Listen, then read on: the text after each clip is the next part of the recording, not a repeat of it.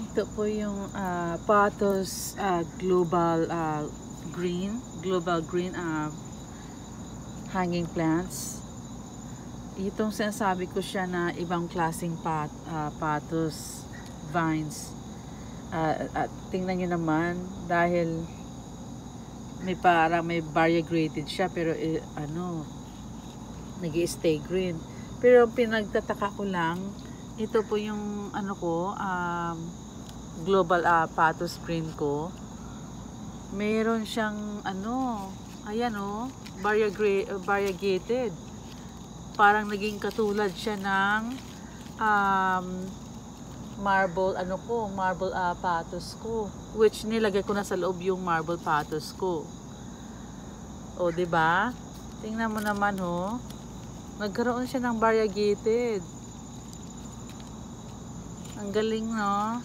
Pero actually ito talaga siya. Ayan, nakikita nyo pa yung niya, variegated green niya. Tapos ayan na ang isa naglalight, parang naglalight, ayan kasi nilagay ko kasi siya sa katabi niya lang yung isang marble Patos green ko rin.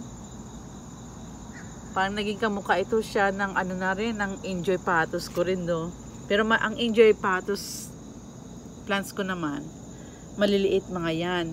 Hindi na yan lalaki na katulad nitong kasing laki.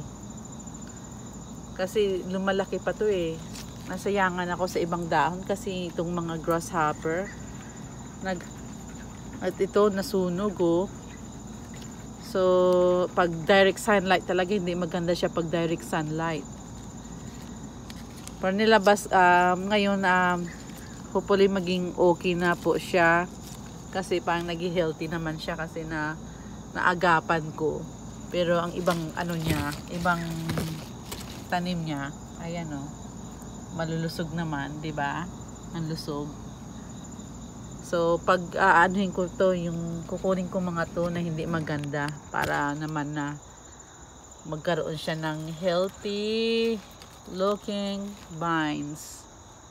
Ayan po yung aking global Patos green, multi-green Patos. Ang galing, no? Global green.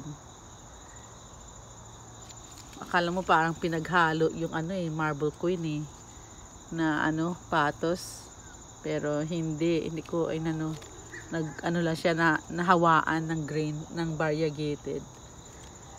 Kaya ayan po ang aking